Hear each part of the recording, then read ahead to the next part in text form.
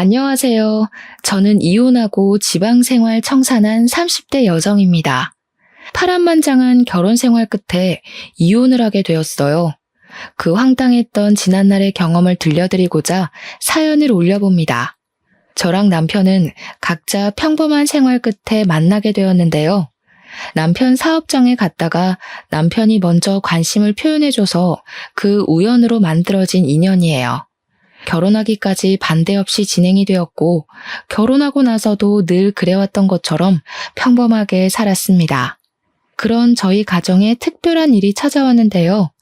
제가 결혼할 땐 시부가 혼자였거든요. 근데 제가 결혼하고 한 5년 뒤쯤에 시부에게 좋은 사람이 생겼어요. 시부가 재혼을 하게 된 거죠. 시부는 워낙 집돌이라서 집에만 박혀있는 사람이었는데 재혼할 여자를 만나면서부터 외출도 많이 했고 좀 활기찬 분위기로 바뀌었습니다. 시부의 그 변화가 좋아서 저랑 남편은 시부의 재혼을 진심으로 축하해줬어요.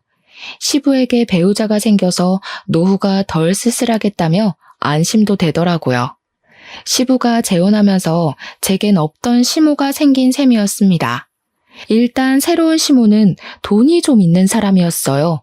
그 덕에 시부가 재혼하기 전에는 작은 빌라에 살았는데 재혼하고 나선 바로 이사를 하였어요. 시모가 마련한 15억짜리 아파트 들어가게 된 거죠. 시모가 저희 식구 되자마자 끼친 영향력은 제법 강했어요.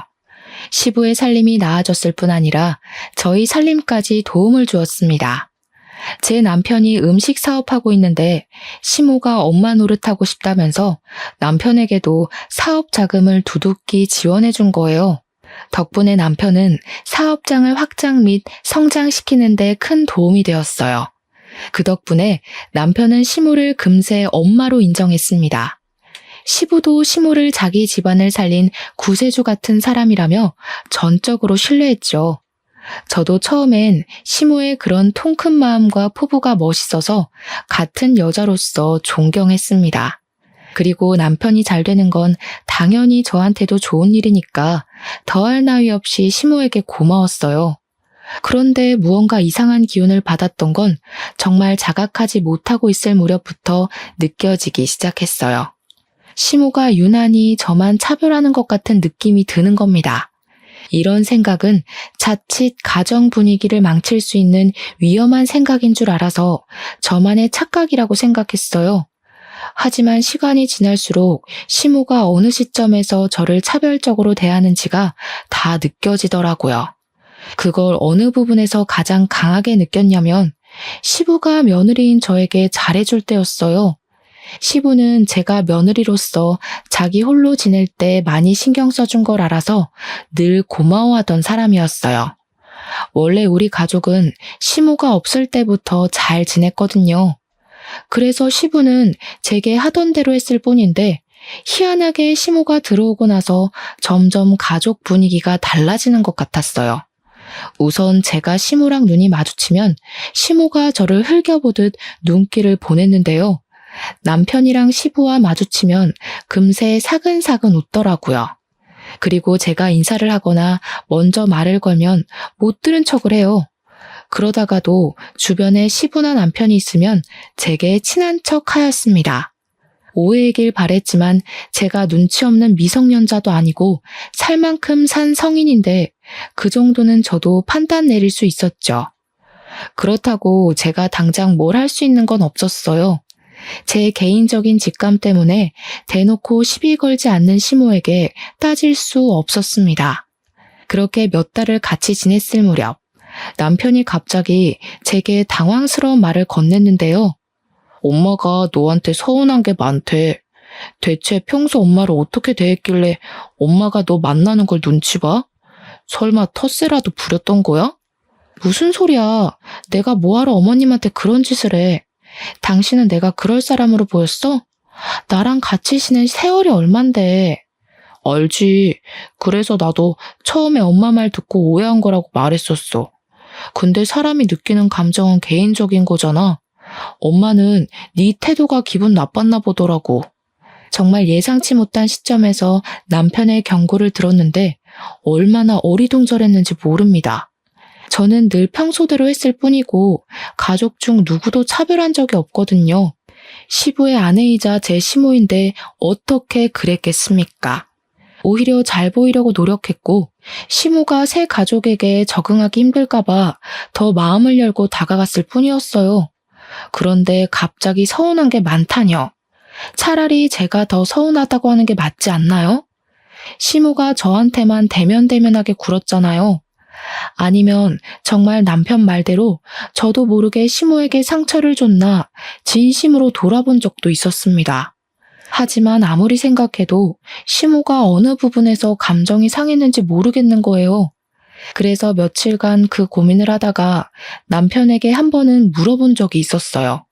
대체 시모가 뭐가 그렇게 서운했더냐고 물어봤더니 남편이 얼마 전 시부 생신 얘기를 하는 겁니다. 시부는 생신날 외식하는 걸 좋아하는 분이세요. 그래서 저랑 남편이랑 시부 생신 한 달 전에 괜찮은 식당 예약을 해놓은 게 일상 중 하나였습니다. 사실 한 달 전에 예약하는 거면 가족 중에 누가 사정이 생길 수도 있다고 생각했어요. 하지만 저희는 시부는 생신을 챙기는 것에 의미를 두기 때문에 누가 참석하고 말고는 크게 신경 안 썼어요. 남편이 시간 안 되면 저랑 시부 단둘이서 식사를 했고 제가 시간 안 되면 남편이랑 시부 둘이 식사를 했었죠. 그게 저희 가족에서 암묵적인 룰 같은 거였어요. 그래서 시부가 재혼한 뒤 찾아온 생신 때에도 늘 하던 대로 한 달 전에 식당을 예약했습니다. 근데 시모가 갑자기 시부 생신 하루 전에 참석을 못할 것 같다고 하는 겁니다. 급한 일 때문에 급히 외국 출장을 가야 해서 어렵다 하더라고요. 그래서 시부 생신 하루 전날에 시부모님 둘이서 생신 축하를 미리 했다고 했어요. 그렇다고 저랑 남편이 시부 생신을 안 챙길 순 없는 노릇이었습니다. 시부모님 하루 전날 생신을 챙기게 됐다고 저희한테 언지를 준 것도 아니었어요. 이미 축하 자리를 다 가진 후에야 말씀하셨거든요. 그래서 예약된 식당을 취소도 못했습니다.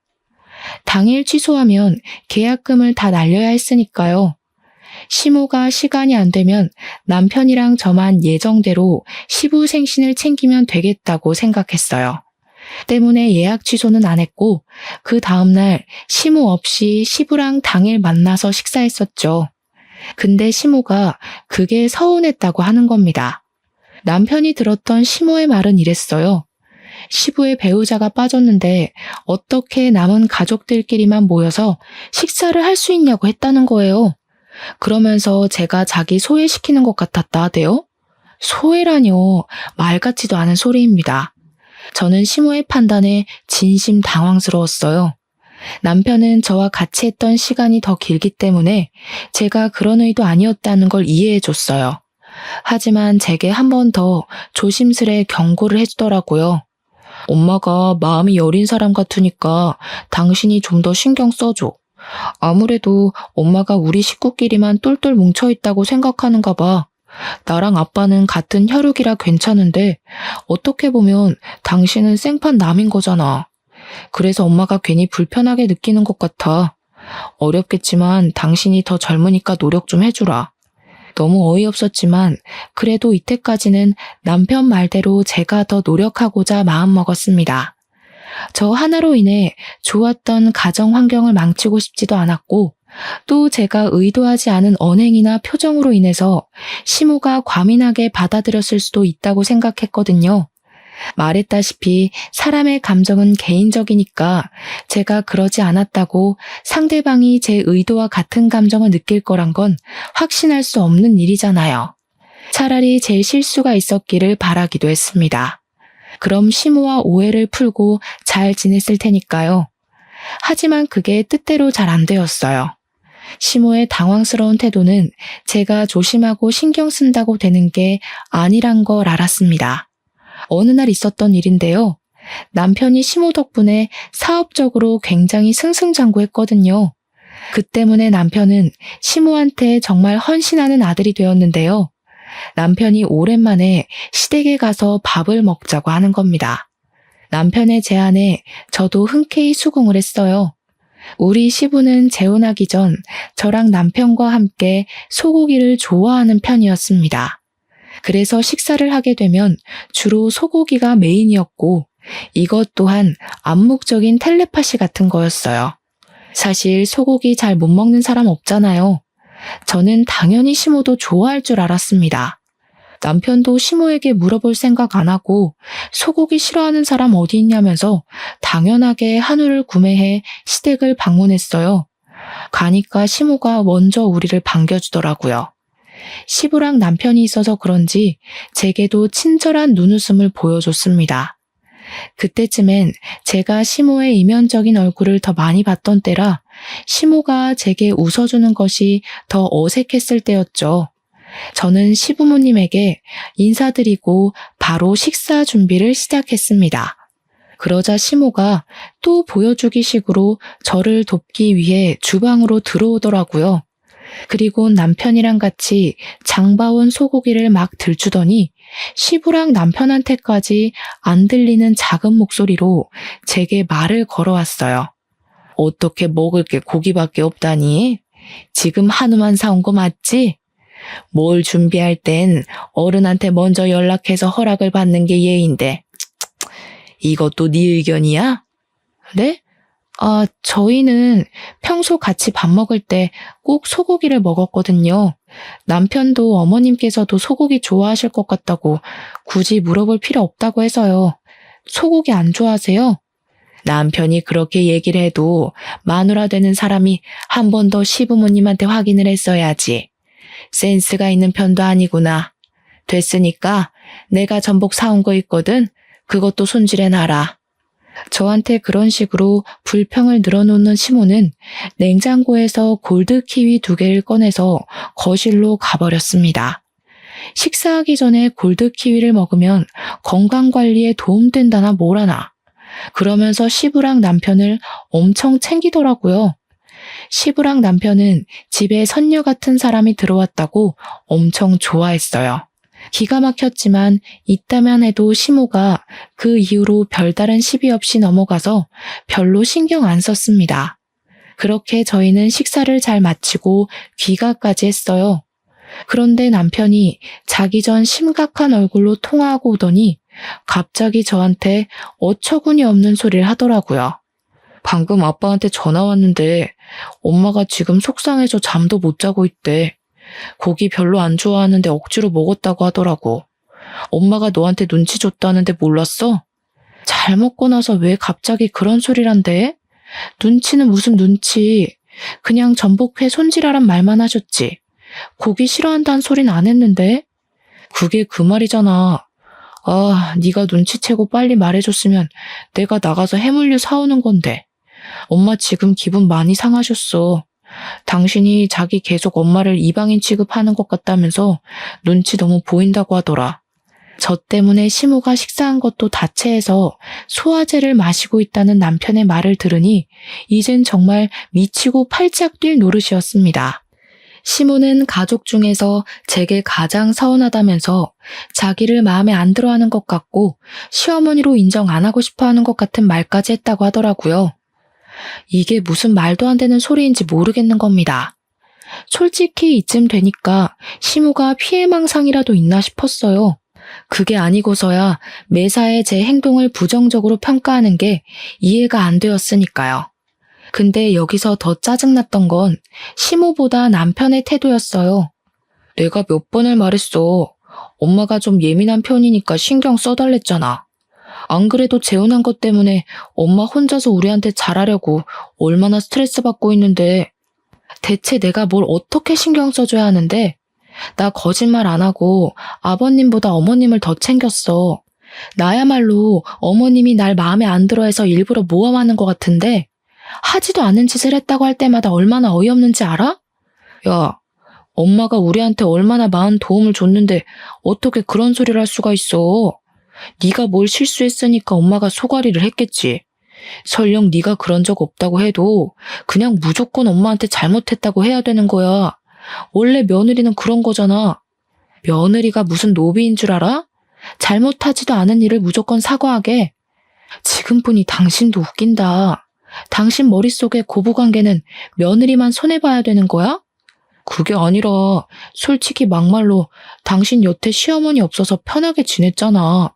우리 아빠가 당신한테 시집살이를 시켰던 것도 아니고 나도 아빠도 당신 편하라고 얼마나 신경 쓰고 살았는데 당신도 이만큼 편하게 지냈으면 이제 시어머니한테 져주고 살 수도 있는 거 아니야? 나랑 아빠 생각해서라도 그래 줘야지. 남편이 시모를 굉장히 엄마로 생각해서 제게 서운함을 토로하는 건 아니었어요. 제 감이었지만 남편은 시모가 자기 사업에 돈을 퍼주어 준다는 이유만으로 제 감정을 묵살하기로 마음먹은 것 같았습니다. 그저 시모의 심기가 불편할까봐 그것만 신경 썼고 시모가 자기 사업에 돈을 안 써줄까봐 걱정돼서 저를 나무라는 것 같았어요. 제 남편이 이런 무책임한 사람이 아닌데도 이렇게 막무가내로 참고 그냥 비위만 잘 맞추라 강요하는 것 보면 말이죠. 그 뒤로 저와 남편의 관계는 급속도로 냉각되었습니다. 제가 일방적으로 남편을 상종하지 않았기 때문이었어요. 남편과 대화를 하면 어쩔 수 없이 시모의 존재가 튀어나오기 마련이었고 그럼 저희는 사이 괜찮다가도 그날 하루를 통째로 망치게 되었으니까요. 언젠가부터 가정의 평화가 깨지자 제 하루하루는 솔직히 지옥과도 같았습니다. 남편 말대로 시부가 재혼하기 전만 해도 제겐 시모가 없었어요. 그래서 고부 갈등 겪을 일도 없었고 따로 시무란 존재로 인해 스트레스 받을 일도 그저 남일이었죠. 하지만 그렇다고 새로 생긴 시무에게 고나리질을 당연히 당해야 한다는 논리는 납득할 수 없었습니다. 고부 갈등과 시모의 지적질이 며느리의 숙명이라고 말하는 남편에게 너무 서운했어요. 이건 남편이 제게서 마음이 떠났고 변해버렸다고 얘기를 하는 게 설명하기 쉬웠습니다. 근데 여기서 변한 사람이 남편만 아니었다는 것도 제겐 고민거리였어요. 평소 남편보다 저를 더 많이 아꼈던 시부가 남편 못지않게 돌변해버렸는데요. 시모가 그간 무슨 입김을 불어넣었는지 저를 바라보는 시부의 눈빛이 예전 같지 않은 겁니다. 심지어 시부는 남편보다 훨씬 감성적인 사람이라 제가 힘든 것에 대해 유독 많이 신경 써주었는데 어느 날은 저를 따로 부르더니 정말 서운한 소리를 하시더라고요. 너 시애미가 돈 대준다는데 시험관이라도 해볼래? 너도 이제 40을 바라보는 나이인데 아이 가지려면 아무래도 서두르는 게 좋지 않을까 싶어서. 사실 저는 난임이라서 아기를 포기하고 살고 있었습니다. 그건 남편과 시부도 당연히 알고 있는 사정이었어요. 솔직히 초반에는 제가 빚을 내서라도 아이를 가지려고 했었습니다. 그런데 남편이랑 시부가 미리 시험관에 대해 조사를 해오더니 생각보다 쉽지 않은 일임을 알고서 굳이 권유하질 않았어요. 아무래도 시험관을 하면 산모 몸이 많이 망가진다고 하더라고요. 남편이랑 시부도 아이가 있으면 좋겠다고 생각하셨지만 그래도 제 건강에 더 중점을 두는 겁니다. 그러면서 제 몸이 고생하면서까지 비싼 돈 들여서 시험관 할 필요 없다고 하더라고요. 우리끼리 잘 먹고 잘 살면 된다고 해서 아이 문제는 그 이후로 더 이상 언급이 안 되고 있었던 부분이었어요. 근데 시모가 시부한테 왜 저랑 남편 사이에 아이가 없냐고 물어본 것 같더라고요. 그래서 시부가 어쩔 수 없이 제가 난임이라는 걸 시모에게 밝힌 것 같았죠. 시부는 제가 상처받을 걸 고려해서 시술을 단 한 번도 물어본 적이 없는 사람이라 했잖아요. 근데 무슨 바람이 불었는지 갑자기 시험관을 제안하는 겁니다. 너무 당황스러웠어요. 아버님, 손주는 필요 없다고 하셨잖아요. 그래도 그땐 이제 막 30대로 올라왔던 때라서 체력이 괜찮았지. 지금은 못해요. 갑자기 왜 마음이 바뀌신 건데요? 그렇긴 한데 네 시애미 말 들어보니까 손주가 있어야겠더라고. 나중에 우리 재산은 다 누가 책임질 거냐. 너 하나 때문에 우리 집 대가 끊기는 건 좀 아닌 것 같더라. 지옥 가면 그 원망을 내가 다 살 거 아니니? 네 몸이 힘든 건 알겠는데 그동안 우리가 네 편이 많이 봐줬으니까 이젠 우리한테 좀 맞춰주는 게 어때? 정말 말도 안 되는 핑계라고 생각했습니다. 손주를 가지라는 제안도 황당했지만 그 이유가 시모 때문이라는 것이 저를 더 한숨 짓게 만들었어요. 제가 시모를 굳이 마주치지 않아도 남편이랑 시부 때문에 항상 시모의 존재를 느껴야 했는데요. 그게 어느 순간부터 너무 진절머리 나더라고요. 시간이 지나다 보니까 시부랑 남편만 봐도 시모가 떠오르곤 했어요. 그 사람들 입에서 나오는 시모는 제가 알고 있는 시모랑 늘 달랐으니까요. 제가 느끼는 부정적인 감정이 전부 시모한테서 파생되어 나오고 있었다는 걸 깨닫자마자 저는 시모랑 대화를 제대로 해보고 싶었습니다. 단 한 번도 시모랑 둘이서 마주보고 얘기해 본 적이 없었거든요. 그래서 시모에게 연락해 따로 만남의 장소를 가졌죠. 오해하지 말고 들어주셨으면 좋겠어요. 어머님께서 저한테 불만이 있는 것 같아서요. 혹시라도 제가 뭘 실수하고 있다면 차라리 저한테 말씀해 주시겠어요? 괜히 아버님이랑 남편한테 말해서 저희 가족 분위기 흐리지 마시고요. 대체 저한테 왜 이러세요? 제가 마음에 안 드시는 거예요? 이제 알았니? 네가 언제 그런 소리를 하나 기다리고 있었어. 내 예상보다 좀 더 오래 걸리긴 했지만 이제라도 눈치챘으면 이혼도 좀 해줄래? 저 이때 잘못 들은 줄 알았습니다. 그래서 시모에게 되풀이되는 질문을 다시 했었죠. 뭐라고 그랬냐고, 무슨 소리냐는 말밖에 못했어요. 나 아는 아가씨가 있는데 내 아들이랑 결혼시키고 싶거든. 사업 파트너 관계 맺으려고 그러지.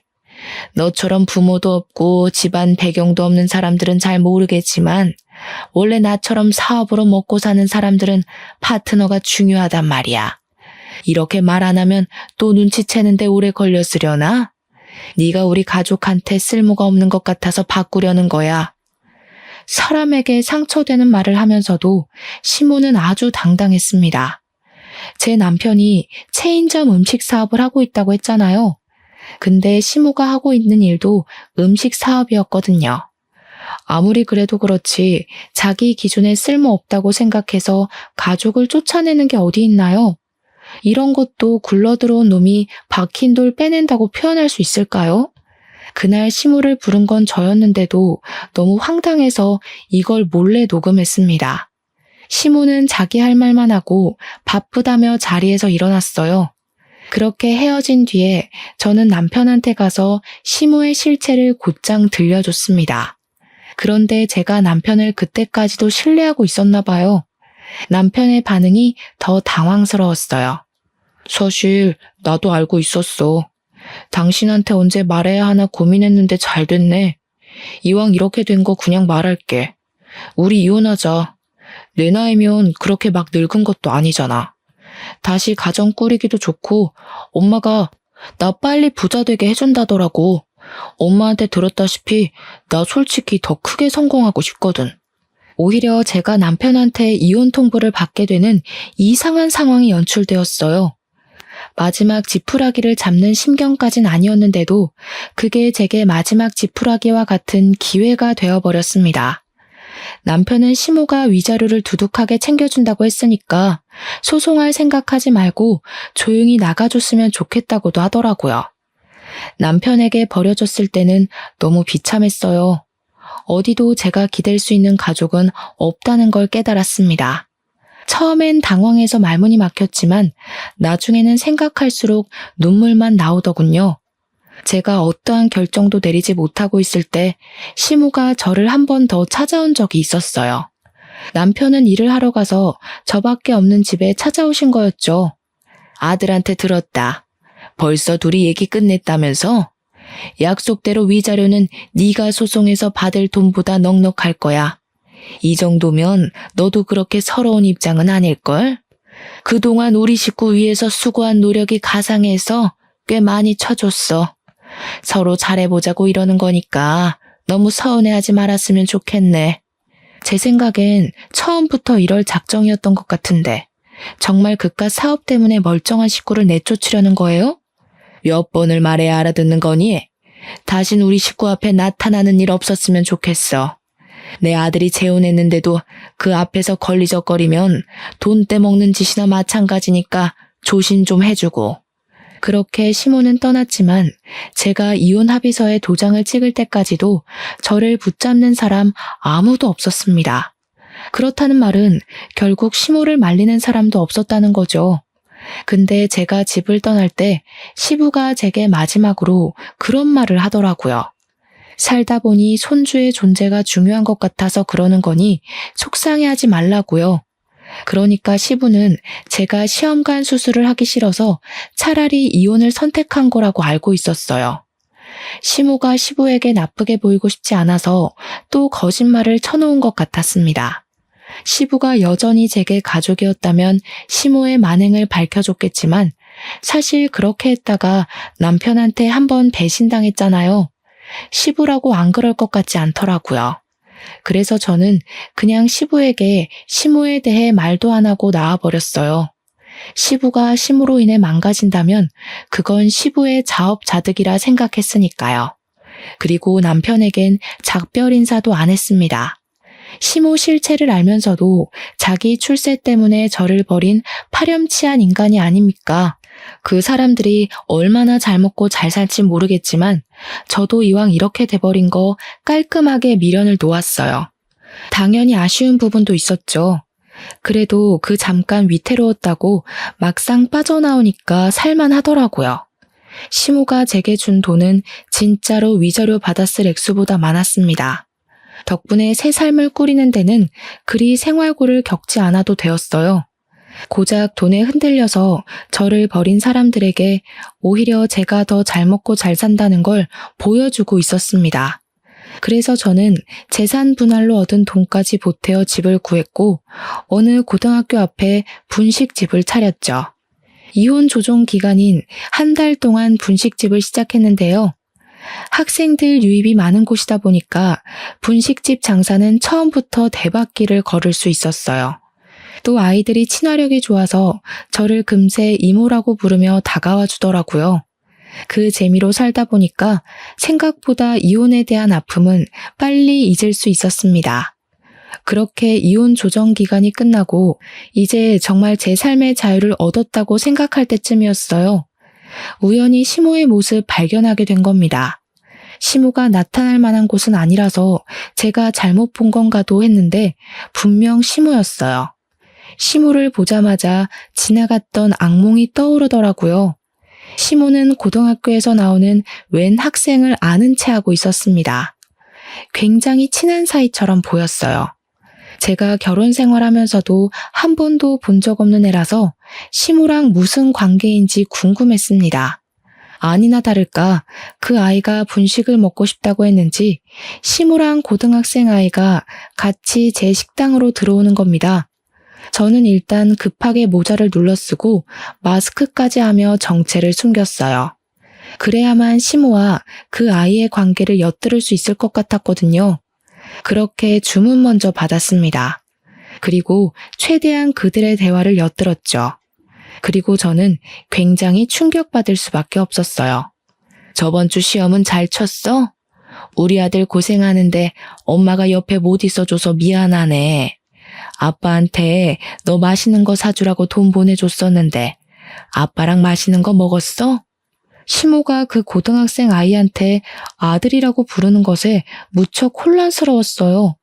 분명 시모한텐 가족도 없다 했었고 결혼한 적도 없다고 했거든요. 그런데 아들이라뇨.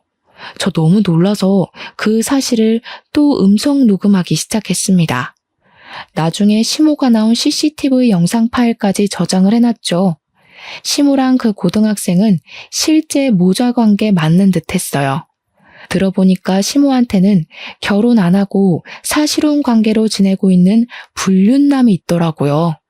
그 불륜남을 시모가 아이의 아빠라고 부르고 있었고 마찬가지로 아이도 시모와 그 불륜남을 부모라 칭하고 있었습니다.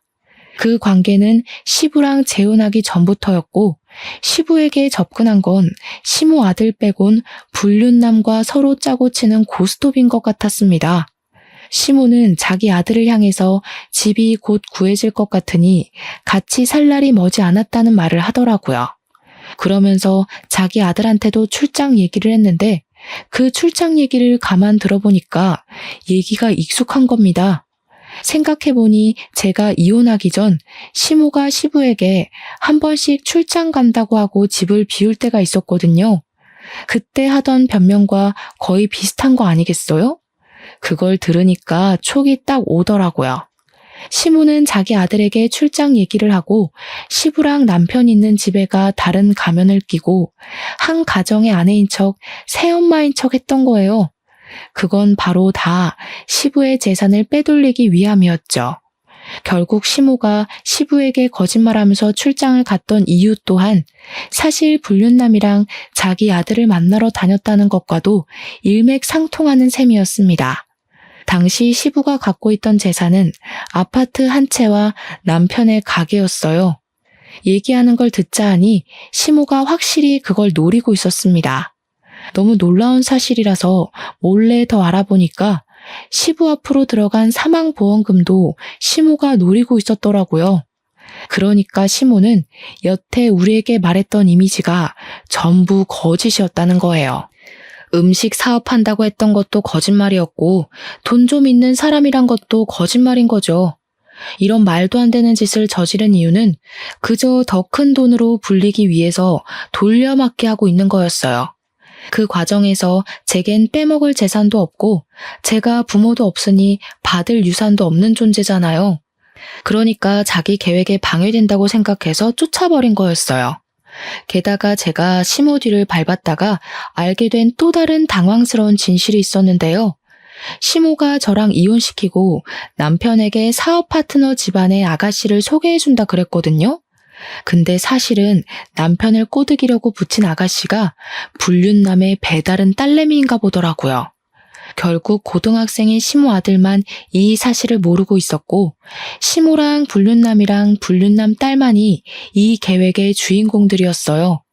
이미 그들과 저는 끝난 관계였지만 그래도 한때 법적으로 묶여있던 가족이었잖아요. 그러니 제게도 남일 같지만은 않더라고요. 너무 충격이었습니다. 그리고 한편으론 시부가 얼마나 무식했으면 이런 콩가루 같은 사람을 못 알아봤을까 그런 생각도 들었어요. 시부랑 남편은 여전히 시모의 존재에 대해 모르고 있을 겁니다. 이제 막 돈에 눈을 뜬 사람들이라서 만약 시모의 실체를 알았다면 저한테 연락이 왔을 거라고 생각하거든요. 시모는 한 며칠 출장 간다고 거짓말을 해놨는지 자기 아들 학교를 연이어 찾아왔습니다. 당연히 저희 분식집도 여러 번 들렸죠. 그때마다 저는 음식을 갖다 주며 그들 대화를 항상 녹음했어요. 그리고 이만하면 충분한 증거가 됐다고 생각했을 때쯤 시모에게 친히 목소리를 들려줬습니다. 시모가 계산하고 나가려고 할 때 모자랑 마스크를 벗었어요. 오랜만이네요. 근데 아들이 있는 줄은 몰랐어요. 듣자 하니 아드님은 아무것도 모르시는 것 같은데 좀 불쌍한 것 같기도 하고. 제가 모습을 드러냈더니 바로 저를 알아본 시모가 깜짝 놀라더군요. 그리고 가장 먼저 취했던 행동이 자기 아들을 간수하는 거였습니다. 영문 모르던 시모 아들은 시모가 먼저 가라고 내보내는 바람에 자리를 떴어요. 그러고 나서 시모는 이전보다 훨씬 더 예민해진 상태로 저를 향해 눈을 부릅떴습니다. 교활하게 내가 들락날락한 줄 알면서도 이제야 정체 드러낸 이유가 뭐야? 내가 위자료 두둑하게 줬으니까 다신 우리 눈앞에 나타나지 말랬지. 이러라고 내가 그 큰 돈을 덜컥 내준 줄 알아? 뭘 착각하셨나 본데 제 발로 찾아온 건 그쪽이에요. 다짜고짜 아들까지 모시고 와서는 묻지도 않은 말 알아서 뱉으셨잖아요. 네가 진작에 정체 밝혔으면 내가 여길 안 찾아왔을 거 아니야. 대체 무슨 생각으로 숨기고 있었던 거야? 뭐, 날 협박이라도 하려고? 굉장히 무서우신가 봐요. 보아하니 아직 계획하고 계신 게 마무리 안 되신 것 같은데. 여기서 다 들통나면 어떻게 되는 건데요?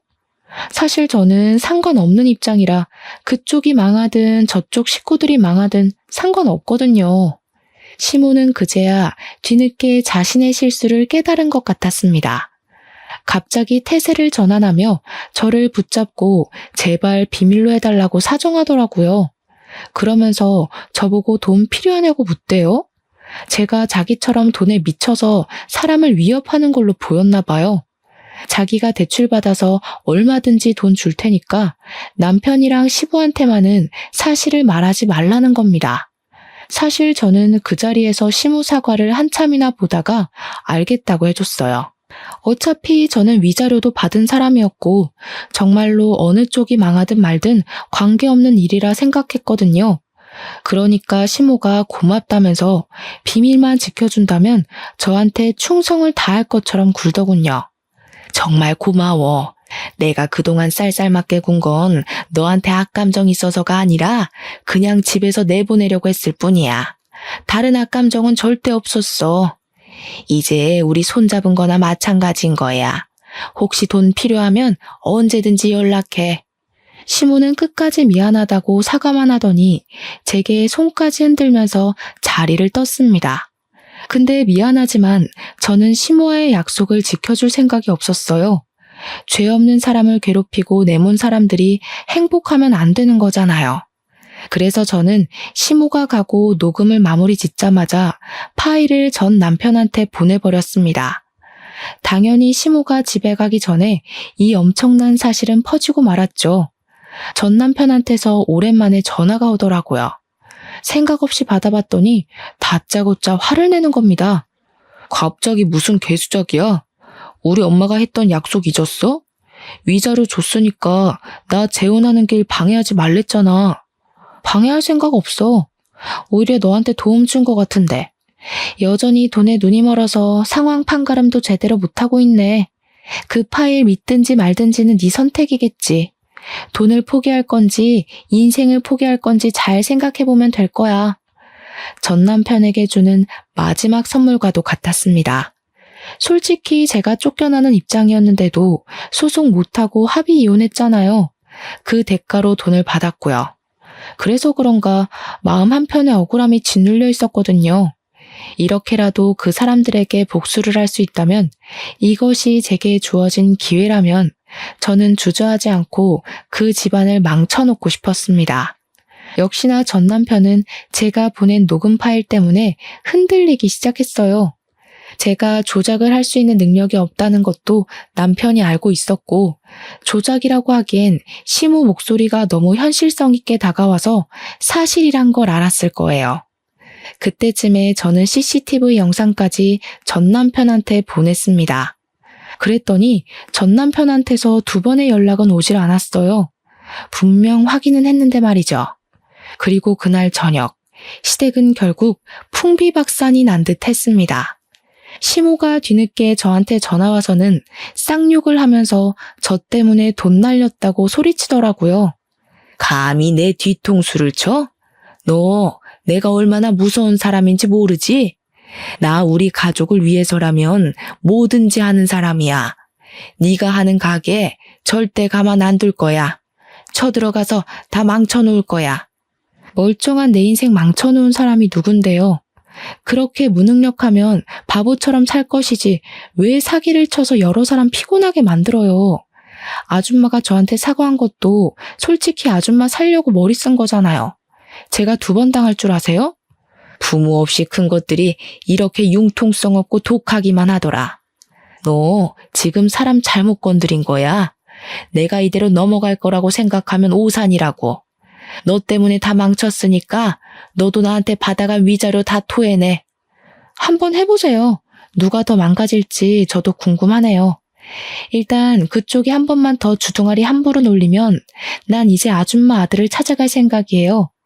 멀쩡하게 학교 다니는 아줌마 아들 인생도 같이 시궁창 만들고 싶으면 계속 해봐요. 아줌마가 저한테 하는 것 2배로 아줌마 아들이 그대로 받게 될 거예요. 시모가 자기 아들을 바라보는 눈빛은 시부랑 남편한테도 보여주지 않았을 만큼 인정이 많았습니다. 그래서 그 아들이 시모의 최대 약점이라는 걸 바로 알 수 있었어요. 미성년자 인생을 갖고 놀 생각은 당연히 없지만 시모를 그렇게 겁주지 않으면 멈추지 않을 것 같더라고요. 역시나 시모는 자기 아들을 걸고 넘어지니까 어쩔 수 없이 항복을 하였습니다. 그리고 그 뒤를 예상한 절차였어요. 결국 시부가 시모를 이혼 소송 걸었다고 하더라고요. 또 전 남편은 자기가 만나고 있던 재혼녀가 시무의 의붓딸이라는 걸 알고 제대로 충격받은 것 같았습니다. 자기 아빠 재산 때문에 붙어 있었던 여자라고 하니까 약간 사람에 대한 깊이까지 생긴 것 같았어요. 나중엔 저한테까지 연락이 오더라고요. 연락 와서는 미안했다고 다시 재결합할 수 없겠냐고 애걸하는 거 아니겠습니까? 당신 말대로 내가 진짜 돈에 눈이 멀었던 거야. 미안해. 내가 당신한테 얼마나 큰 실수를 했는지 감히 다 말할 수 없을 정도겠지만 앞으로 반성하면서 살게. 평생 당신한테 헌신하고 살 테니까 제발 다시 돌아오면 안 될까? 한 번 돈맛 본 사람인데 두 번째 유혹 왔을 때 안 할 거란 확신이 어디 있어. 나는 너랑 네 아빠가 내 인생에서 꺼져줘서 이제야 마음 좀 편해지는 것 같은데 나더러 다시 그 뻔뻔한 낯짝들을 보고 살라고? 내가 무슨 테레사 수녀인 줄 알아? 내가 볼 땐 네 아빠나 너나 그냥 독거 인생으로 재미없게 살다 갈 팔자 같거든. 무슨 욕을 해도 다 들어줄 수 있어. 그러니까 재결합만 하자. 아빠도 너한테 엄청 미안해해. 네가 다시 돌아오면 아빠가 재산의 일부를 너한테 상속하겠대. 그 좋은 걸 나한테 왜 줘? 돈 좋아하는 둘이서 평생 재산 끼고 살면서 알거지 신세나 모면하세요. 아니면 너네 아빠한테 돈 많은 다른 아줌마 좀 꼬셔보라고 하던가. 한 번 잃은 신임은 두 번, 세 번도 잃을 수 있다고 보기에 무시해버렸어요. 그렇게 하고 싶은 말 다 하고 전화를 끊은 뒤론 전 남편 쪽에서 더 이상 연락이 없었습니다. 나중에 어쩌다가 우연히 듣게 된 소식인데 시모 덕분에 커졌던 전 남편 사업장 규모가 말도 안 되게 축소되었다고 하더라고요. 저는 전 남편의 멘탈이 많이 흔들려서 사업장 운영이 힘들어진 줄 알았거든요. 근데 알고 보니 빚 때문이더라고요. 시모가 사기치려고 대출을 엄청 많이 받아놨대요. 게다가 시부 몰래 시부 앞으로도 대출을 몇 번 받았고 시부가 시모를 향한 신뢰 때문에 의심 없이 대출을 해준 적도 있었다고 했어요. 그래서 시모 앞으로 된 빚이 너무 많았는데 시부가 이혼하면서 그 빚을 나눠 갖는 바람에 전 남편이 큰 사업장을 계속 운영할 수가 없었던 거죠. 안타깝게도 사업장을 축소하자마자 매출이랑 바로 직결이 되어 수익이 뚝뚝 떨어진 것 같았습니다. 집도 팔고 작은 집으로 이사 갔다는 말을 들었는데 사실은 그게 아니라 남편 사업장에 있는 사무실에다 자리를 깔아놓고 자고 먹는다는 얘기도 있었어요. 그 동네만 가도 주민들이 알아서 다 얘기를 해주니 그 사람들 소식은 딱히 궁금할 새가 없더군요. 뭐가 진실인지 몰라도 우선 어렵게 지내고 있는 건 맞는 듯 했어요. 잘 되었다고 생각합니다. 다른 사람의 인생을 함부로 대했다면 그만한 대가는 감안했어야 한다고 생각해요.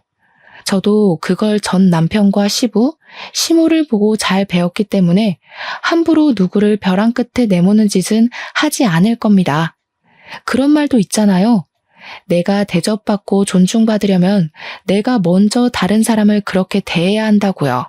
여러분들도 더불어 사는 사회에서 누군가를 짓밟고 내 인생을 일으켜 세우지는 마셨으면 좋겠어요. 그럼 여기까지 쓰도록 하겠습니다. 감사합니다.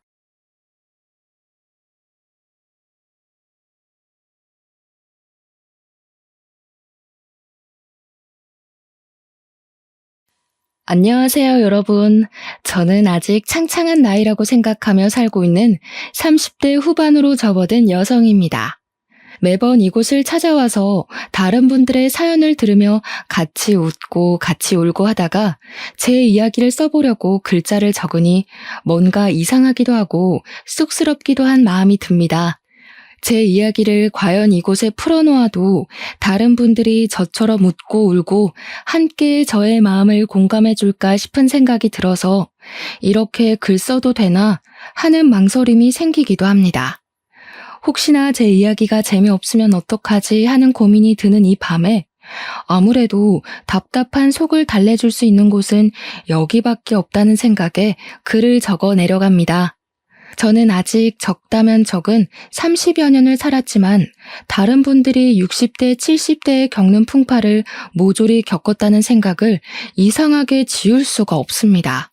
남들은 살면서 한 번 겪기도 힘들다는 갖은 순환과 시련을 저는 왜 이렇게 이른 나이에 겪게 되었는지 참 제 운명이 이렇게 기구한 건가 싶기도 하고요. 하지만 이제는 모든 일을 보내주었기에 조금 다른 생각을 가지고 살아보려고 합니다. 이른 나이에 겪게 되어서 남들보다 더 단단해진 제가 될 수 있었다고요. 이쯤 되면 얼마나 모진 일을 겪었기에 저런 소리를 할까 싶으시죠? 물론 기상천외한 놈들이 판치는 세상이라 제 이야기가 별거 아니게 느껴지실지도 모릅니다. 하지만 제 인생에서 이런 일은 두 번 다시 없을 것이며 다른 분들 인생에도 이런 일이 없길 바라며 제 사연을 한번 끄적 걸어봅니다. 지금부터 저와 함께 시작할 제 이야기를 끝까지 들어주시고 여러분들의 좋은 조언을 가슴에 새겨보도록 하겠습니다. 제가 오늘 들려드릴 이야기의 주인공은 사실 제가 아니라 저의 남편이라고 말을 해도 과언이 아닐 정도로 남편의 비중이 상당히 높습니다. 다른 분들도 남편을 남의 편이라 부르며 많은 이야기들을 하시던데 저의 남편은 참으로 특이한 점이 하나 있습니다. 그게 무엇이냐 하면 바로 제 남편이 아주 어마어마한 구두쇠 중에 구두쇠라는 점입니다. 동화책에서나 나오던 스크루지 아저씨 그 인간보다 더하면 더했지 덜하지 않은 사람이죠. 정말 저는 살면서 이렇게까지 돈을 아낄 수 있나? 사람이 이렇게 짠돌이일 수 있나 하는 마음을 매일같이 느끼면서 살았습니다. 왜 그런 남자와 결혼을 했냐 싶으시죠? 처음에 저는 남편의 근검절약하는 모습이 너무 검소해 보이고 신중해 보이고 이 사람이랑 살면 평생 돈 걱정은 안 해도 되겠구나 싶었습니다. 어떻게 보면 그 구두쇠 짠돌이 같은 모습이 제 마음을 움직이게 만든 결정적인 부분이기도 했던 것입니다. 저랑 남편은 제가 다니던 직장에서 만나게 되었는데 제가 일하던 곳이 주방용품, 그러니까 업소용 주방 가전, 가정용 주방 가전 같은 것을 파는 매장이었습니다. 그 매장에서 저는 일개 직원에 불과했지만 우리 남편은 그 커다란 매장을 운영하고 있는 사장님이었습니다. 매장이 꽤 큰 매장이기도 했고 물건을 파는 게 아무래도 가전 쪽이고 업소용이 훨씬 많다 보니까 매출 자체는 꽤 많은 그런 매장이었습니다.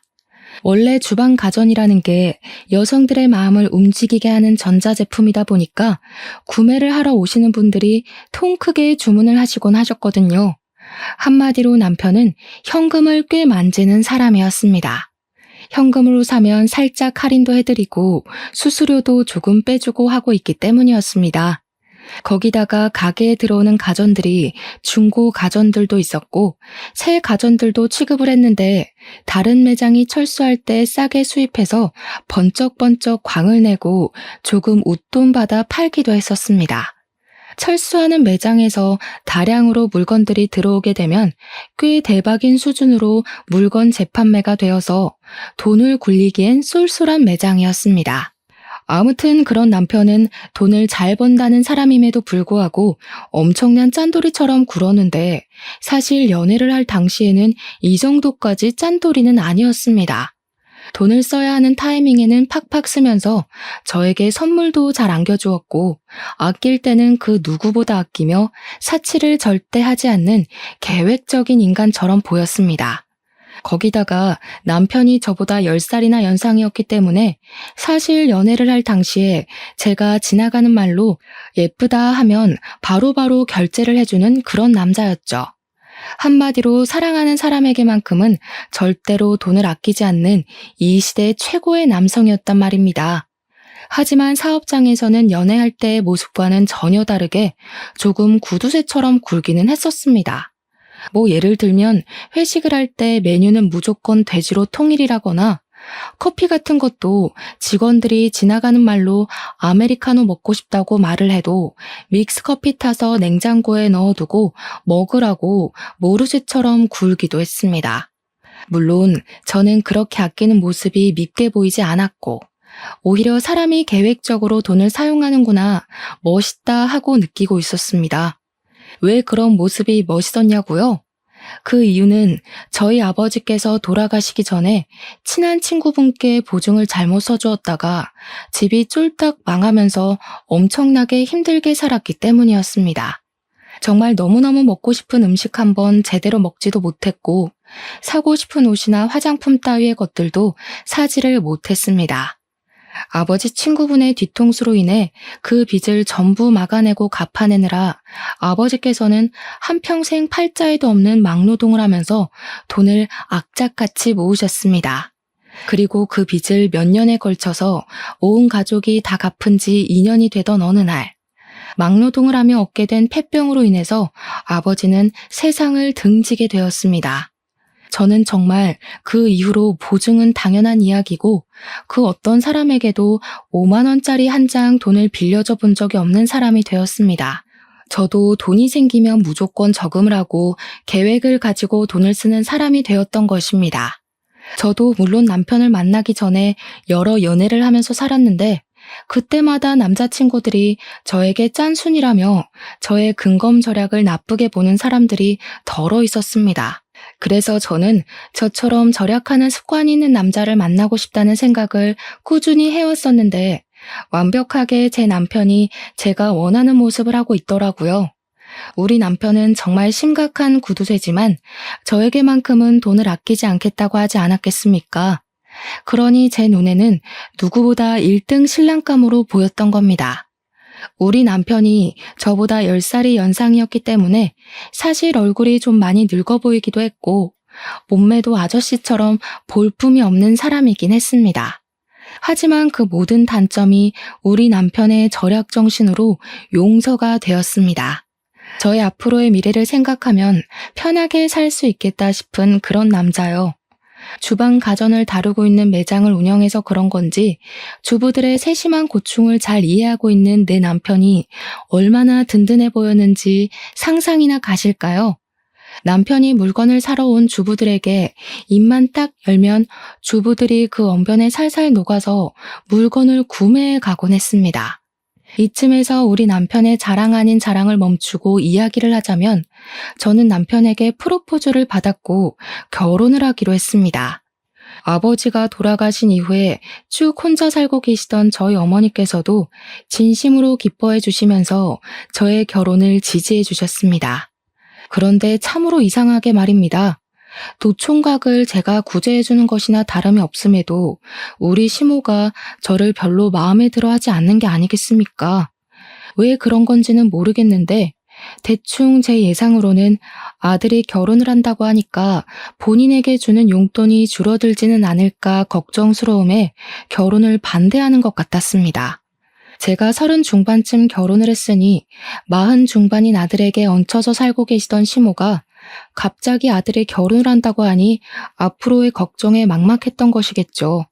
남편이 그동안 시모를 완전히 모시고 살고 있었는데 남편 또한 저희 집처럼 일찌감치 시부를 떠나보내고 시모 혼자서 남편을 키운 한부모 가족이었기 때문이었습니다. 하지만 시모는 저희 어머니와는 조금 다르게 근검절약과는 거리가 있는 사람이었습니다. 이상하게 시모는 사치를 즐기시는 것 같더라고요. 시댁에 인사를 드리러 방문을 했는데 방 한 칸이 시모가 모은 명품백과 명품 옷들로 가득 차 있는 걸 보고 상당히 놀랐다고나 할까요? 오히려 젊은 저보다 명품 브랜드를 훨씬 많이 알고 매번 새로 나오는 신상품들도 줄줄이 꿰고 있었습니다. 시모의 탐탁지 않음을 견뎌내고 결혼식을 올리고 신혼생활이라는 것을 시작하게 되었는데 진짜 결혼한 지 한 일주일쯤 지났을까요? 황당한 일이 벌어지게 되었습니다.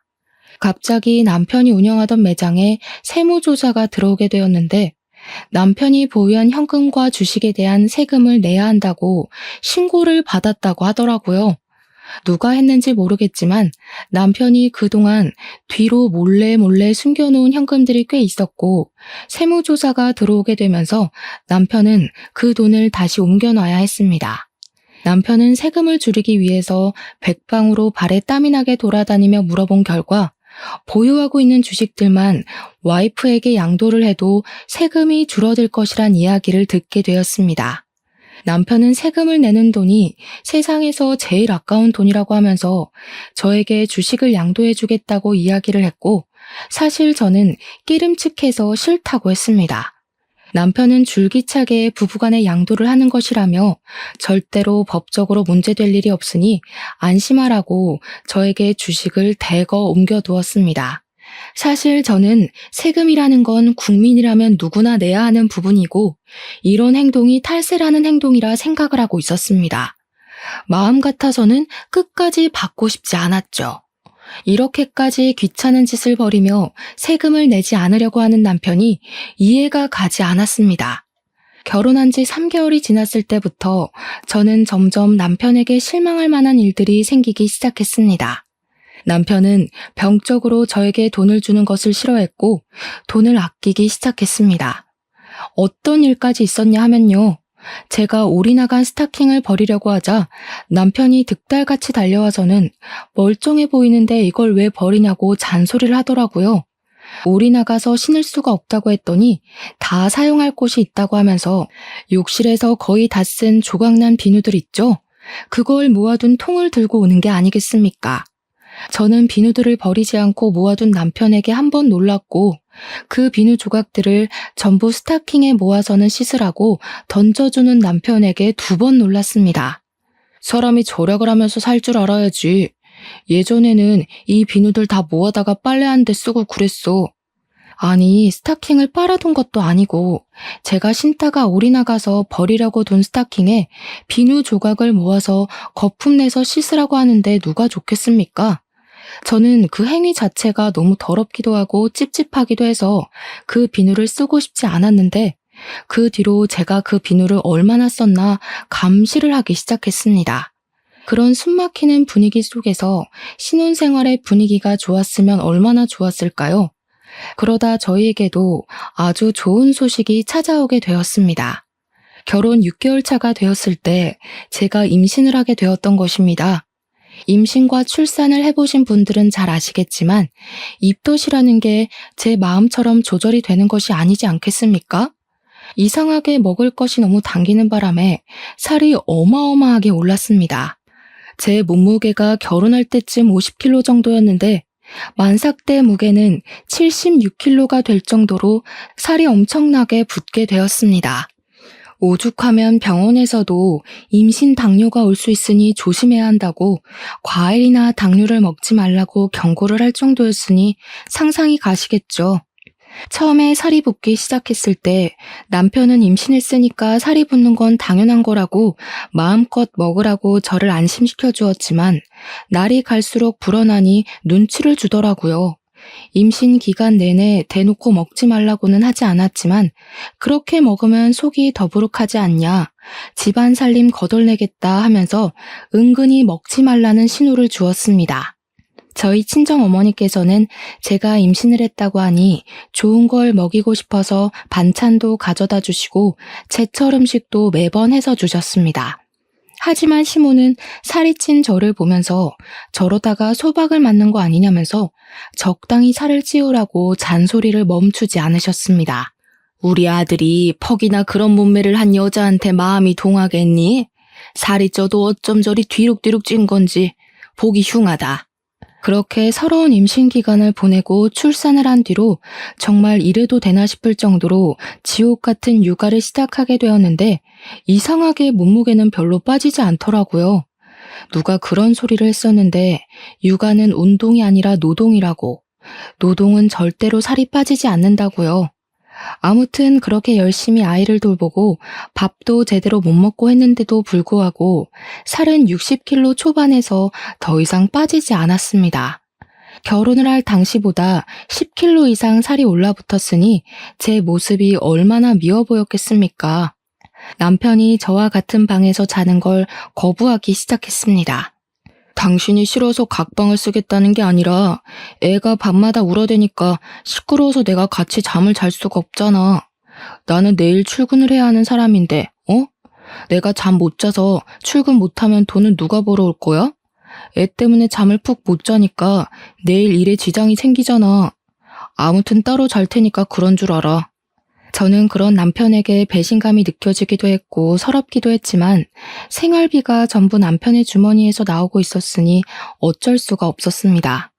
아이가 생후 10개월을 막 넘겼을 때 갑자기 열이 엄청나게 나면서 온몸이 새빨갛게 달아오르고 아기가 힘없이 축축 늘어지기 시작했습니다. 하필이면 그날이 금요일 밤이었고 병원 문이 열려있는 곳이라고는 응급실밖에 없는 상황이었습니다. 애는 열이 너무 올라서 그 작은 몸으로 온몸을 부들부들 떨며 경기를 일으키는 지경이 되었는데 남편은 태연하게 휴대폰만 만지고 있는 게 아니겠습니까? 뭐해? 빨리 옷 입어요. 우리 애 이러다가 큰일 나겠어. 빨리 응급실이라도 가요. 아니 고작 열 좀 나는 걸로 뭘 응급실이야? 그냥 해열제나 먹이고 땀이나 닦아주면 된다던데. 지금 응급실 가면 돈만 비싸고 처방해주는 건 다 똑같아. 어차피 가봐야 해열제나 먹이라고 할 텐데. 그냥 월요일까지 버텼다가 동네 소아과 가. 아니 아무리 아이한테 관심이 없다고 해도 그렇지. 말도 못하는 우리 아기가 아픈데 돈 아깝다는 말이 나올 수가 있는지 정신이 나갈 것 같더라고요. 저는 열 경련을 일으키는 아이의 열을 내리려고 온몸을 미지근한 수건으로 닦아주고 있었는데 그 물이랑 수건을 너무 화가 나서 남편에게 던져버렸습니다. 당신이 그러고도 애 아빠야? 사람이야? 애가 아픈데 휴대폰만 만지고 있으면서 아무것도 안 하는 게. 아이씨, 오래간만에 쉬는 날인데 별걸로 다 난리야. 그러더니 저를 째려보면서 축축하게 젖은 옷을 벗어 거실 바닥에 아무렇게나 던져두고는 방으로 쑥 들어가는 게 아니겠습니까? 저는 결국 터져나오는 눈물을 참지 못하고 애를 둘러엎고 택시를 타고 응급실에 갔는데 우리 애가 폐렴이라고 하더라고요. 정말 응급실 구석에서 그 작은 발에 수액을 맞고 있는 아이를 보면서 엉엉 울다가 처음으로 이혼이라는 것을 결심하게 되었습니다. 그런데 제가 이혼을 결심한 그 응급실 사건이 있었던 날 이후로 남편의 단점들 중에서도 엄청난 단점들만 제 눈에 쏙쏙 들어오는 게 아니겠습니까? 특히나 결혼 전에는 장점으로만 느껴졌었던 우리 남편의 짠돌이 같은 그 성격이 진절머리 나게 싫어지고 정말 죽이고 싶다는 충동까지 들게 하더라고요. 구두쇠 중에 구두쇠, 음식을 먹을 때에도 이건 얼마냐, 저건 얼마냐. 이 반찬 하는데 1,000원이면 만들 수 있지 않냐 하고 정말 미치겠더라고요.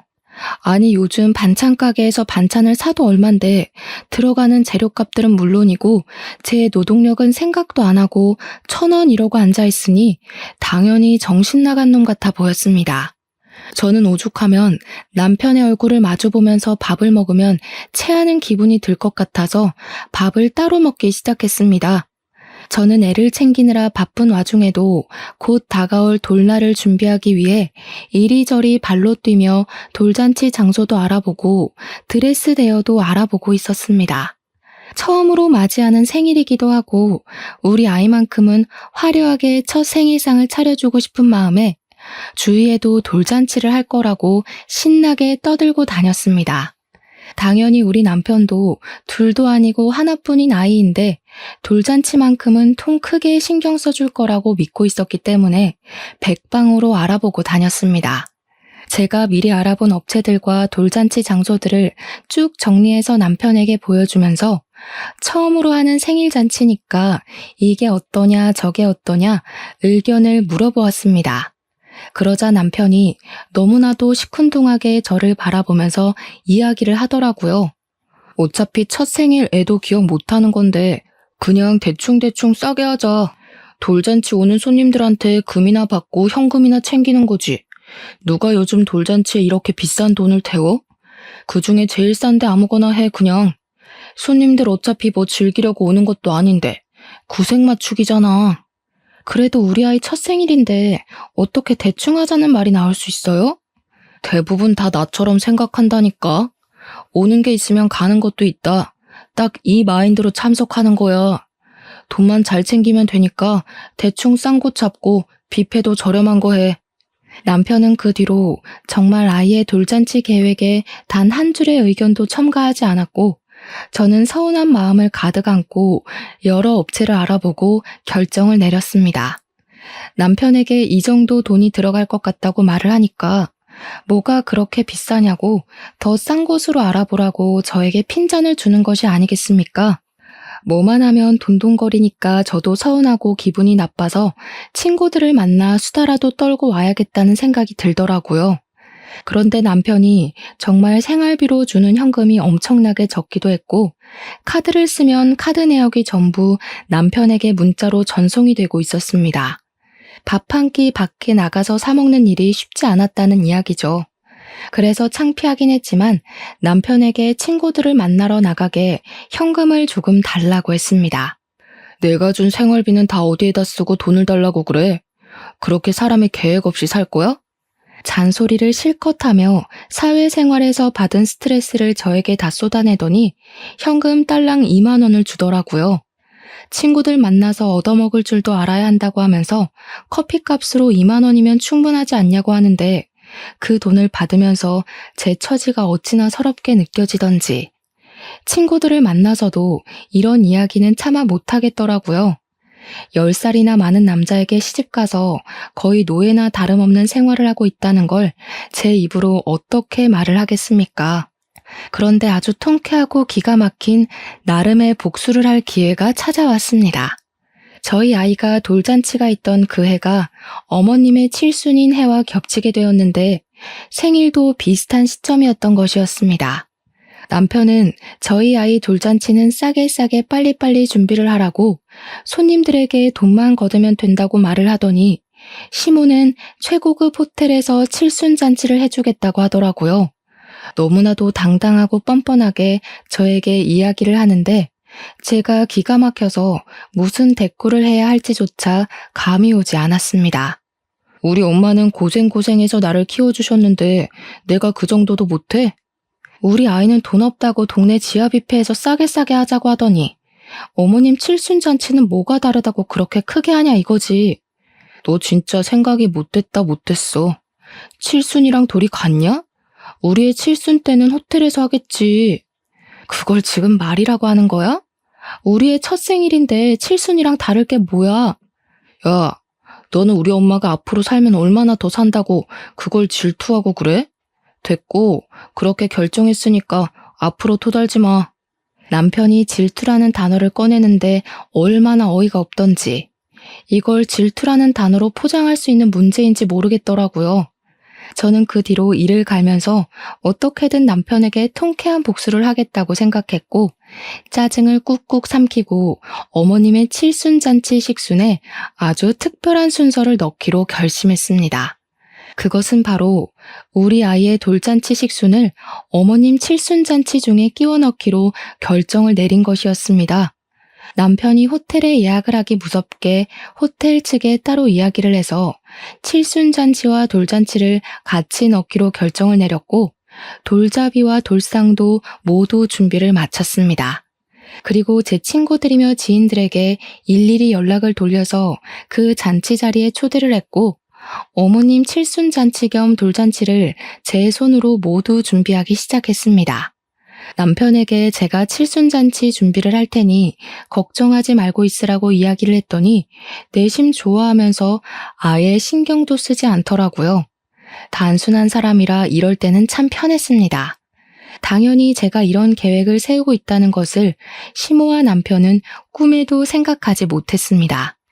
우리 짠돌이 남편은 시모 칠순잔치에 방문할 손님들이 대충 100명 정도 될 것이라고 예상을 하고 있었는데 실상은 매우 달랐습니다.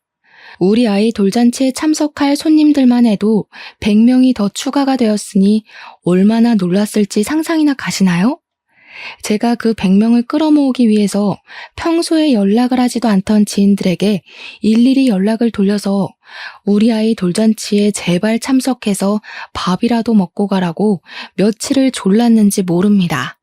당일이 되어서야 예약된 인원이 100명이 아닌 200명이란 사실을 알게 된 남편이 깜짝 놀라서 호텔 직원을 찾아가 따져 묻기 시작했습니다. 호텔에서 하는 잔치다 보니까 예약 인원수대로 식사가 코스 요리로 준비가 되었고 남편이 예상한 금액의 2배가 나오게 생겼으니 정신이 빠진 사람처럼 분주하게 돌아다니더라고요. 아니, 저희가 예약한 건 100명인데 왜 200명으로 되어 있습니까? 홀을 헷갈린 거 아닌가요? 이렇게 큰 장소를 예약하지 않았는데? 지난번에 손님 200분으로 변경하신다고 전화 받았었는데요. 남편은 직원이 당황해하며 예약 변경된 인원이 맞는다고 말을 하자 울그락푸르락해져서는 저에게 무슨 짓을 했냐고 소리를 치며 대기실로 찾아왔습니다. 그런데 제가 이미 드레스로 갈아입은 상태였고 저희 아이도 돌잔치 드레스를 입고 있으니 남편이 입을 떡 벌리면서 뒤이어 말을 못하더라고요. 저는 남편에게 아주 태연하게 턱시도를 건네면서 어서 갈아입으라고 했고 남편은 손에 들린 옷을 보면서도 이게 무슨 일인가 의아해했습니다. 한복까지 곱게 빌려 입고는 칠순잔치 한다고 아침부터 신나서 미용실에 가서 화장까지 받고 온 시모는 저와 아이의 모습을 보고 당황해하더라고요. 당연히 본인이 주인공인 줄 알았는데 더 화려한 모습으로 나타난 며느리와 손녀를 보고 입이 떡 벌리신 거죠. 그 모습이 어찌나 통쾌하고 쌤통이던지 마음 같아서는 제자리 뛰기라도 하면서 만세를 부르고 싶었습니다. 어차피 당신이 돈을 아끼라고 했으니까 어머님 칠순잔치 때 우리 아이 돌잔치도 하면 되겠다 하고 생각했지. 당신도 얼른 옷 갈아입고 와. 남편이 어이없다는 듯 헛기침을 했지만 이미 일은 다 벌어진 뒤고 손님들도 하나둘 자리를 잡고 있는데 무슨 뾰족한 수가 있겠습니까? 처음에는 시모 칠순 잔치대로 식순을 했는데 시모는 이미 뒤이어 돌잔치가 시작된다는 것을 알고 있었기에 마음 놓고 기뻐하지도 못하고 인상만 뚱하게 쓰고 있더라고요. 시모 친구들은 아무것도 모르고 있다가 사회자가 이제 2부 식순으로 우리 아이의 돌잔치를 시작하겠다고 하니 다들 벙쪄서는 시모만 쳐다보았습니다. 시모는 그 자리에서 화를 내지도 못하고 불편한 한숨만 꾹꾹 삼키시더라고요. 저는 시모의 칠순잔치 축하 현수막까지 다 뜯어내고 우리 아이의 돌잔치 축하 현수막으로 새로 바꿔 달았습니다. 2부 행사처럼 돌잔치를 하고 돌상에 돌잡이에 스냅 사진이라는 것까지 알차게 다 찍은 다음 밥도 맛있게 먹었습니다. 그날 밥맛이 어찌나 좋던지 시모와 남편의 똥 씹은 얼굴이 반찬이더라고요. 그 이후에 남편은 식대로 나온 금액을 보고 온몸을 부들부들 떨었습니다. 애초에 자식 생일에 돈을 아끼지 않았으면 이것보다 당연히 싸게 먹혔을 텐데 자기 꾀에 자기가 넘어간 것 아니겠습니까? 모든 행사가 끝이 나고 옷을 갈아입고 나왔는데 분노에 휩싸인 시모가 갑자기 제 머리통을 확 치는 게 아니겠습니까? 네가 아주 내 친구들 앞에서 나를 망신 주려고 작정을 하고 덤비는구나. 순간 머리가 울리는데 저도 이성을 잃게 되더라고요. 열이 받으니까 눈에 보이는 게 없어서 저도 그만 시모의 머리통을 그냥 빡 날려버렸습니다. 아무래도 젊은 제가 팔 힘도 훨씬 좋지 않겠습니까? 애써 고정시킨 시모의 머리가 흐트러지고 옆으로 휘청거리시더라고요. 시모가 진짜 아프긴 아팠는지 눈물을 뚝뚝 흘리면서 남편을 바라보는데 남편이 씩씩거리면서 시모 편을 들더라고요. 너 정신 나간 게 틀림없구나. 지금 우리 엄마를 때려? 야, 너네 엄마가 내 머리통 때린 건 눈에도 안 보이냐? 야, 너네 엄마? 이게 진짜 그거랑 그게 같아? 어? 너 식대가 지금 얼마가 나온 줄 알고 이러는 거야?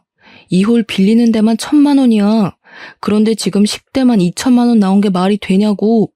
너네 엄마네 손님들은 돈도 별로 안 내놓고 갔나 봐. 우리 애 손님들은 금반지에 돈봉투 아주 두둑하게 했던데. 그걸 왜 네가 챙겨? 내놔. 어머, 이걸 어쩌지? 현금은 이미 통장에 넣었고 금반지는 우리 엄마한테 녹여서 목걸이 만들어달라고 보냈는데. 그렇게 통쾌한 복수를 하고 난 이후 남편은 아주 치사한 방법으로 저를 괴롭히기 시작했습니다. 바로 생활비를 확 줄여버린 것이었습니다. 남편은 생활비를 줄이면서 저에게 돌잔치 때 돈 많이 챙긴 거 아니었냐고 그 돈으로 생활하면 되겠다고 비아냥거렸습니다. 저는 아기 분유값에 기저귀 값에 부가적으로 들어가는 돈 때문에 힘들어 죽겠는데 남편이라는 놈이 저런 식으로 나오니까 열이 받아서 더는 이렇게 못 살겠다 싶었습니다. 거기다가 저랑 애한테 들어가는 돈은 그렇게나 아끼고 아껴대면서 자기 먹고 노는 돈이랑 시모에게 들어가는 사치 비용은 하나도 아끼질 않더라고요. 맨날 말로만 죽겠다 죽겠다 하고 정작 쓰는 돈은 펑펑 쓰니 제가 열이 안 받겠습니까? 지 허리벨트 하나 사는 것까지도 전부 명품으로 긁어대면서 우리 아이와 저는 이렇게 거지꼴로 아껴 살아야 하나 싶은 생각이 들었습니다. 그러던 어느 날 항상 하늘은 불쌍한 자를 돕는다고 하지 않겠습니까? 우리 남편이 친구를 따라가서 돈을 더 불리고 싶다는 욕심에 큰 투자를 하나 하게 되었습니다. 물론 저에게는 비밀로 하고 가게 보증금까지 담보로 잡고서는 고위험에 속하는 주식 투자를 하나 들어가게 되었는데 사실 저희 남편이 투자를 잘하긴 하거든요. 엄청나게 좋은 주식이라는 말에 큰돈 한번 당겨보자는 심산으로 친구 따라 알아보지도 않고 아무 주식이나 들어갔다가 휴지 조각으로 변해버리고 만 것입니다. 있는 돈으로만 투자를 했으면 돈 잃고 마는 것인데 가게 보증금까지 걸어뒀으니 남편 발등에 불똥이 튀기 시작한 거죠. 거기다가 엎친 데 덮친 격으로 팔았던 물건들에 어마어마한 클레임이 걸려오면서 된통 그 값까지 뒤집어 쓰게 된 것입니다. 우리 남편은 순식간에 빚더미에 앉은 알거지가 되었습니다. 남편은 급한 불을 끄고자 시모에게 가서 돈을 좀 빌려달라고 했는데 저희 시모도 엄청난 사치왕이라고 하지 않았겠습니까? 당연히 돈 없다고 했다더라고요. 그 이후에 남편은 정말 정신 나간 사람처럼 쉬지 않고 이곳저곳에 돈을 빌리러 다니기 시작했는데 어쩜 돈을 빌려주겠다고 나서는 친구가 하나도 없었습니다. 저는 그런 초라한 남편의 모습을 보면서 깨닫게 되었습니다. 남편이 오죽 짠돌이처럼 굴었으면 이런 위급한 상황에 돈을 빌려줄 친구가 하나도 없는지 말입니다.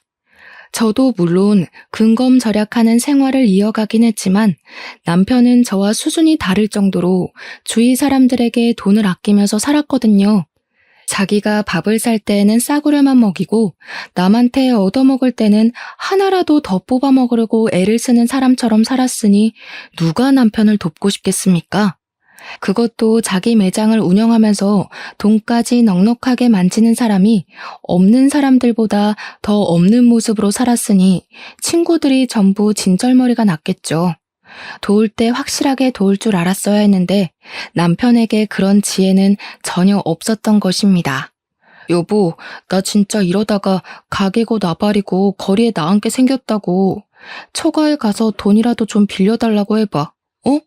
저에게 사정사정을 하다가 돈 빌려오라고 윽박을 질렀다가 하는데 저는 그런 남편의 모습이 너무나도 웃겨서 깔깔거리며 비웃어 주었습니다. 남편이 정신나간 년처럼 웃는 저를 보면서 머리가 어떻게 된 거 아니냐고 우리 가족 전부 거리에 나앉게 생겼는데 웃음이 나오냐고 소리를 치더라고요. 저는 그런 남편에게 정색을 하며 이야기를 했습니다. 왜 웃으면 안 돼? 그동안 지사치하는데 돈 쓰고 할 때는 아까운 줄 모르고 팍팍 쓰더니 이제 와서 아쉬우니까 친정 타령? 우리 집에 도대체 뭘 해준 게 있다고 우리 엄마 돈을 가져오라고 하는 건데? 당신 진짜 양심 없다. 가족이니까 당연히 사이가 힘든데 한 푼이라도 더 쥐어줘야 하는 거 아니냐? 어? 당신은 우리 엄마한테 뭐 하나 해준 거라도 있어? 사람이 어떻게 매번 주거니 받거니 해. 이번에 도와주시면 내가 또 언젠가 도움이 될 날이 있지 않겠냐고. 지금 당신 꼴을 보면서 이야기해. 당신이 얼마나 짠돌이처럼 굴고 사람들을 못 챙겼으면 이렇게 힘들 때 나서서 도와주겠다는 사람이 하나도 없어? 가게나 정리하고 빚이나 막아. 그랬더니 남편이 입에 거품을 물면서 가게를 정리하고 나면 우리 가족들 전부 뭐 먹고 살라고 그런 소리를 하냐고 화를 내는 게 아니겠습니까? 정말 연애할 때랑은 판이하게 다른 모습으로 저에게 신경질을 내는데 제가 그동안 이딴 저급한 인간을 남편이라고 믿고 살았다는 게 후회가 되더라고요. 저는 이혼을 확실하게 결심한 뒤였기 때문에 속이 후련해질 때까지 남편에게 비아냥거리기로 결심을 했습니다. 내가 이대로 혼자 죽을 줄 알아? 내가 망하면 우리 가족 전부 다 망하는 거야. 왜 우리 가족이 다 망한다고 생각해? 당신만 망하는 거야. 나는 당신이랑 이혼할 거거든. 저는 이혼을 결심한 이후에 품에 소중하게 안고 지냈던 이혼 서류를 남편에게 떡하니 내밀었습니다. 남편은 이혼 서류를 받아들고서 한참을 씩씩거리며 분노를 참지 못하더니 저에게 삿대질을 하면서 목에 핏대를 세우고 말을 하더라고요. 누구 마음대로 이혼이야? 이 옆에 내가 편하게 살게 해줬더니 감히 내 뒤통수를 치겠다는 거야? 편하게 살게 해줘? 누가 누구를 편하게 살게 해줘? 당신이 나한테 그동안 했던 짓을 생각해봐. 얼마나 치사하게 굴었는지. 한 푼 두 푼 아껴서 지금까지 일도 안 하고 먹고 살게 해줬으면 감사한 줄 알아야지. 내가 힘들 때 도망을 가겠다는 게 뒤통수지 뭐야? 지금 나한테 소리 지를 사람은 당신이 아니야. 우리 엄마지. 어떻게 보는 눈도 없어서 이딴 놈이랑 결혼을 하고 3년이 넘는 시간을 같이 살았냐고 화를 내도 우리 엄마가 내야 한다고. 내가 마트에서 장 볼 때, 친구 만날 때, 아기 물건 살 때마다 그게 꼭 필요한 거냐고 되묻던 당신이 나를 편하게 살게 해줘? 너네 엄마가 명품백 살 때는 돈 한 번 아낀 적이 없으면서 내가 장바구니 하나 살 때마다 눈치를 주던 당신이 그런 소리를 해? 그렇게 아껴 살아서 겨우 한 짓이 투자 실패라니. 당신 벌 받은 거야. 나는 절대 이혼 못하니까 그런 줄 알아. 어디 옆에 내가 집에서 애나 돌보고 집안일이나 할 것이지 큰 소리를 떵떵 치고 살아. 누구 마음대로 못해준다 만다야? 당신이 못하겠다고 버티면 나는 소송이라도 할 테니까 그런 줄 알아. 제가 소송까지 불사르겠다고 하자 남편은 씩씩거리다가 갑자기 소리를 꽥 지르면서 저에게 생각난 듯 말을 했습니다. 내가 신혼 초에 넘겨놨던 주식 있지? 그거 그대로 있지? 네가 가진 내 주식 다시 내 계좌로 돌려놔. 그거면 급한 불 맞고도 남지. 내놔. 처음에는 남편이 무슨 말을 하는지 이해를 못하고 있다가 곰곰이 생각을 해보니 남편이 세금을 덜 내려고 제 계좌로 옮겨두었던 주식이 생각나게 되었습니다. 저는 남편에게 끝까지 유익한 일을 하고 싶지 않았기 때문에 발악하는 남편을 두고 간단하게 챙긴 짐을 들고 친정으로 도망치듯 나왔습니다. 남편은 제가 이러다가 말겠지 하고 생각을 했는지 저를 찾아오지도 않고 메시지만 열심히 보내더라고요. 지금 돌아오면 용서해주겠다, 생활비를 더 줄여버리겠다 하는 아주 추잡한 메시지들을 보내면서 저에게 주식이나 빨리 확인해보라고 하더라고요. 저는 남편의 마지막 메시지를 확인하고 생각이 나서 힘들게 주식 앱을 설치하고 들어가서 잔고를 확인해 보았습니다. 그리고 저는 너무 놀라서 입을 틀어막게 되었습니다. 글쎄 그 주식이 그 3년 사이에 10배가 넘게 펄쩍 뛰어오른 것이 아니겠습니까? 저는 정말 제 눈을 비비면서 이게 뭔가 싶어 0이 붙은 숫자를 다시 한번 확인했습니다. 마치 로또를 맞아도 이런 금액을 맞을 수 없을 것이다 싶을 정도로 제 현실을 의심하게 되었고 정말 이 돈이 내 계좌에 들은 잔고가 맞나 몇 번을 확인했습니다. 아무리 눈을 비비고 팔을 꼬집고 해도 그 돈은 그대로 제 계좌에 들어있더라고요. 그 주식이 연예계 엔터테인먼트 회사 주식이었는데 아이돌 그룹이랑 배우들이 성공을 하면서 회사 자체가 몇 년 사이에 대박이 났다는 것입니다. 해외 진출에도 성공하게 되면서 외국 투자자들이 탄탄하게 투자를 했고 그 덕으로 대박이 터져서 엄청나게 성장을 한 회사라고 하더라고요. 제가 너무 의심이 되어서 인터넷 기사까지 검색을 해보았다니까요. 처음에는 분명 1억 조금 넘는 금액이었던 주식이 3년 사이에 10억이 넘게 불어난 걸 보니까 왜 사람들이 주식을 하는지 알 것 같았습니다. 남편은 저에게 확인을 해보았냐고 당장 돌려달라고 말을 하는데 제가 그 돈을 왜 돌려주어야 하는지 모르겠더라고요. 사실 부부간의 재산이고 그 당시에 세금을 내지 않기 위해 양도했던 것이기 때문에 저의 재산이나 다름없는 돈 아닌가 싶었습니다. 그동안 저에게 돈을 가지고 치사하게 굴었던 적이 한두 번이 아니었던 남편에게 이 주식이야말로 정말 복수의 마지막을 장식할 수 있는 기회 아닌가 싶었습니다. 저도 갑질을 하기로 마음을 먹고 변호사를 찾아가서 시집살이 당했던 것, 남편이 생활비로 치사하게 군 것, 마지막으로 양도받은 주식 이야기까지 모조리 털어놓았습니다. 변호사는 저에게 세금을 피하기 위한 불법적인 수법으로 양도를 했기에 이 주식을 굳이 돌려주지 않아도 된다고 말을 하더라고요. 재산 분할을 해달라고 해서 나누게 된다고 하더라도 유책 배우자가 남편이기 때문에 얼마 못 가져갈 거라면서 저에게 단단히 버티라고 하시더라고요. 변호사님까지도 제 편을 들어주시는데 제가 화려한 뒤통수를 때려야 하지 않겠습니까? 남편이랑 시모는 그 주식값이 뛴 것을 보고 계속해서 저를 귀찮게 했지만 저는 그들을 완벽하게 무시했습니다. 결국 남편의 가게가 넘어가고 가게며 집이며 전부 빨간 딱지가 붙어버렸고 우리의 신혼집 또한 경매로 넘어가게 되면서 남편은 시모 집에서 얹혀 살게 되었습니다. 시모는 망해버린 아들이 돈까지 주지 않으니까 사치를 못해서 답답해 죽겠다며 읍소를 했습니다. 결국 둘 다 저를 찾아와 무릎을 꿇고 빌면서 한 번만 도와달라고 사정사정을 하더라고요. 제가 가진 돈의 반의 반만이라도 나눠주면 안 되냐고 잘못했다고 말입니다. 저는 당연히 그들의 처지를 비웃으며 응, 안 돼, 돌아가 하면서 약을 올렸습니다. 내가 당신한테 돈 가지고 벌벌 기었던 걸 생각하면 이 뒤통수에 몇 배를 돌려주어도 모자랄 지경이야. 앞으로도 그렇게 짠돌이처럼 아껴 살면서 돈 모아서 갚도록 해. 알겠지? 아, 그래도 내가 그동안 살았던 정이 있으니까 밥 사 먹을 돈은 줄게. 그러면서 지갑에서 딱 2만 원을 꺼내서 남편에게 주었습니다. 남편은 돈을 받으면서 부들부들 떨더라고요. 밥 먹는데 무슨 10,000원씩이나 들어? 적당히 분식 같은 거 사 먹어. 그럼 넉넉하게 쓸 수 있어. 아메리카노도 한 잔 먹고. 남편이 벙찐 얼굴로 저를 바라보는데 친정 어머니께서 경찰에 신고를 하셨더라고요. 여기 주거 침입한 사람들 당장 잡아가라고요. 경찰이 와서 시모와 남편을 잡아 끌고 가는데 끝까지 시모는 발악을 하고 남편은 망연자실한 얼굴로 아무 소리도 못하고 질질 끌려나갔습니다.